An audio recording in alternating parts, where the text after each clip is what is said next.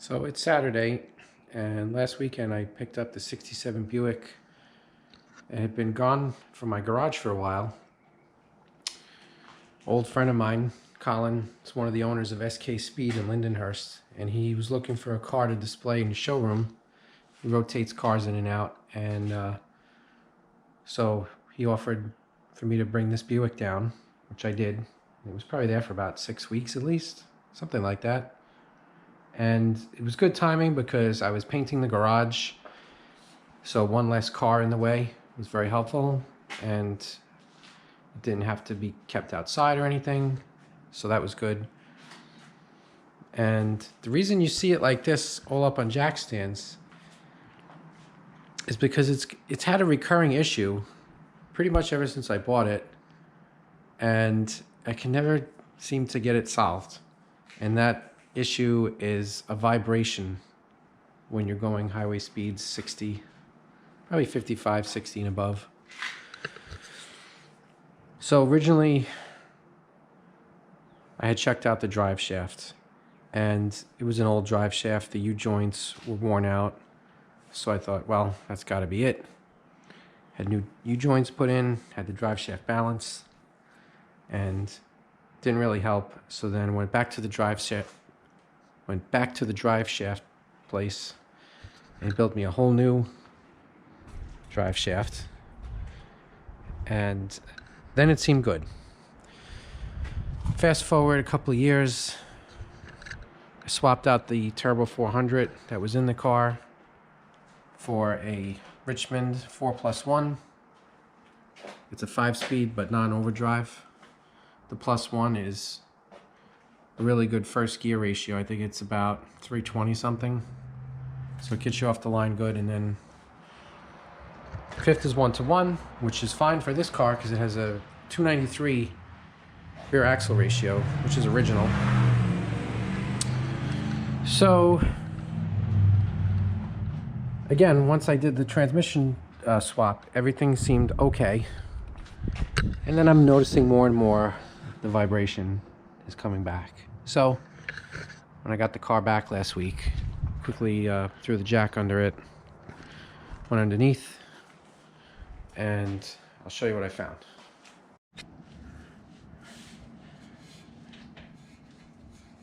So as you can see, there's some major play here, which should not be. It's really moving around a lot.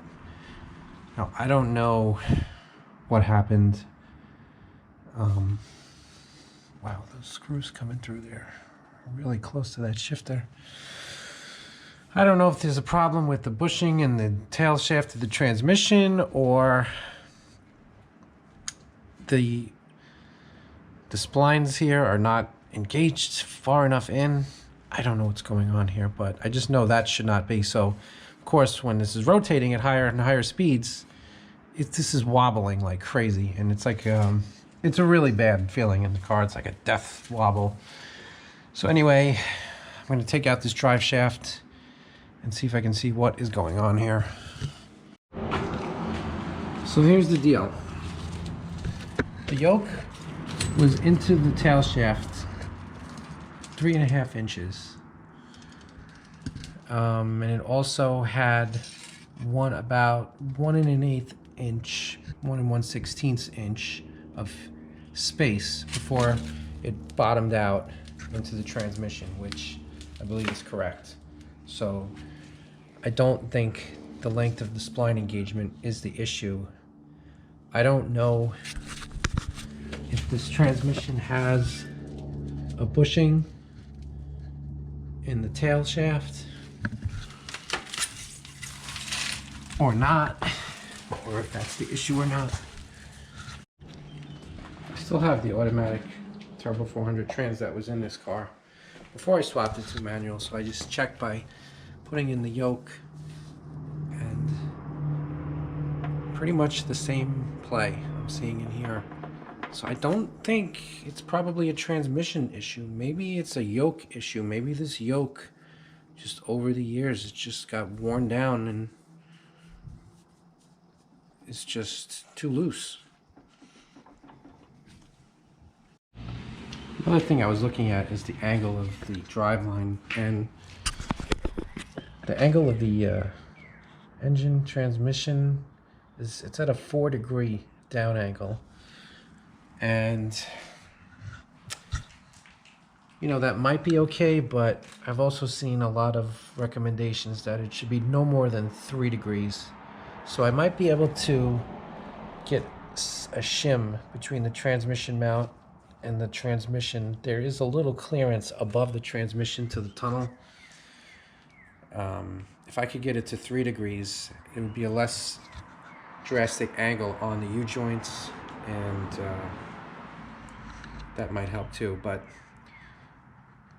being that there's play in both transmissions, I have a feeling that yoke is just worn, and let's see if I can find another one. And then also I got to look into, is it just too long? You know, it's out of the transmission quite a bit. I don't know if that much, you know, space caused it to develop a wobble. Maybe it got out of round somehow. Not really sure. But if I do go with a shorter yoke, that means I'm going to need a longer drive shaft. And that's too bad, because this one's only a couple of years old and it's all brand new, except for the original yoke. And it was a lot of money. So maybe 300 bucks, probably even more now. Anyway, I'm going to get another yoke, see what the play looks like, and then if there is none, we know that's the problem, and then I'm going to have to go from there. Okay, so about a week or two has passed by, and what I did was I borrowed this slip yoke from my buddy Frank. He wasn't using it, and it's pretty much the same one as the one I have on my drive shaft.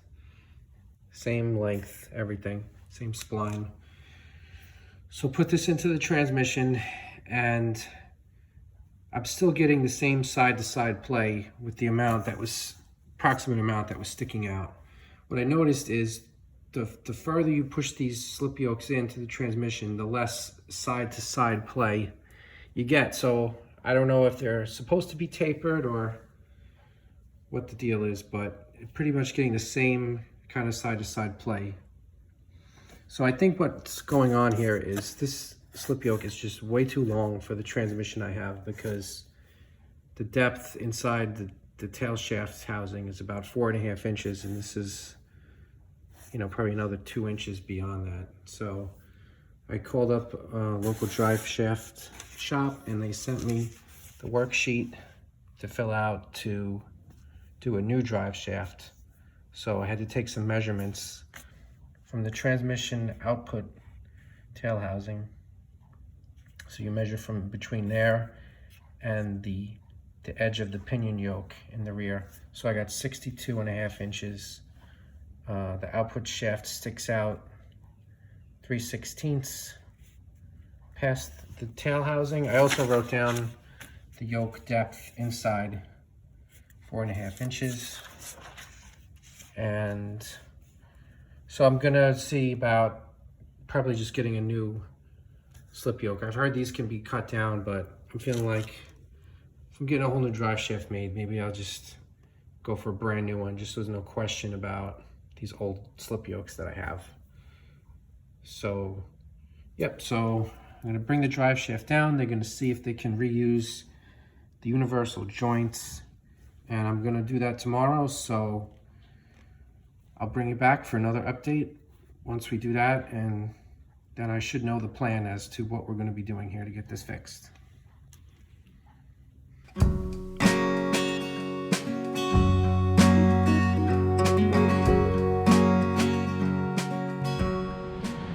Okay, so it's the next day. I just got back from the drive shaft shop.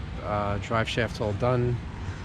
They cut down the yoke that I had, made it appropriate length, reused the U-joints. I got a new tube because they had to make it longer. And yep, rear U-joint, they reused what I had. So I'm going to Gonna install it into the Buick, and hopefully I measured correctly and everything fits.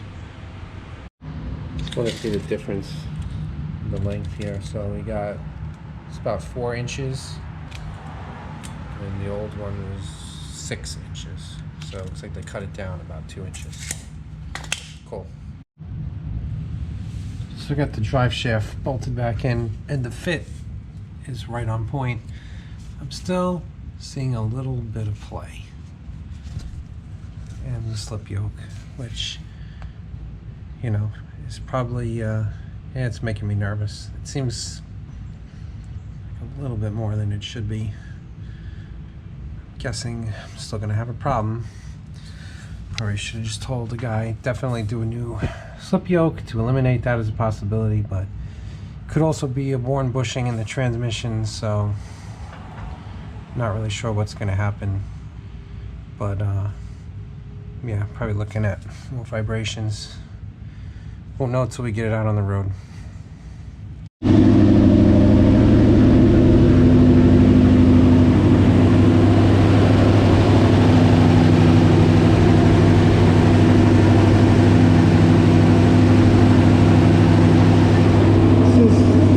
Gear, about 35 miles an hour.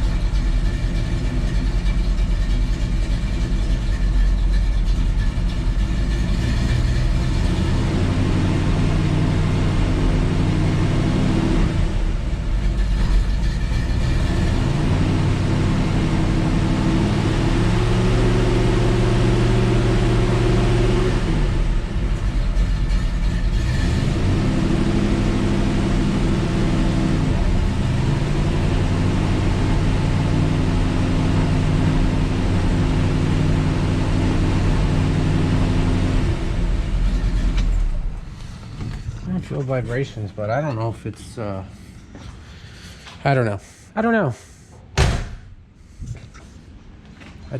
know what to say.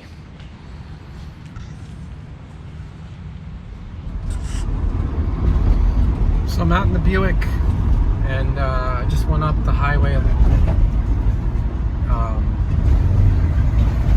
Seems okay so far. I mean, it's a little hard to tell because the road I was on, it's not a highway I'm usually on, and it's concrete. It's kind of bumpy, but I didn't feel any of the vibration that I used to. So I'm not totally convinced yet. So I guess, well, I'll just drive around a bunch, and I'll see. I'll know if it's still there or not. You know, I had a feeling maybe it would be better, but not completely gone. So far, I'm not feeling any of it. So hopefully that's it. We'll see. Time will tell.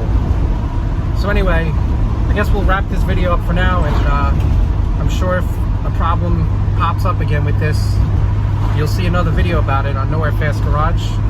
So that's what we do. We fix problems over and over. So anyway, thanks for hanging in there with this one, and see you next time, everyone. Enjoy.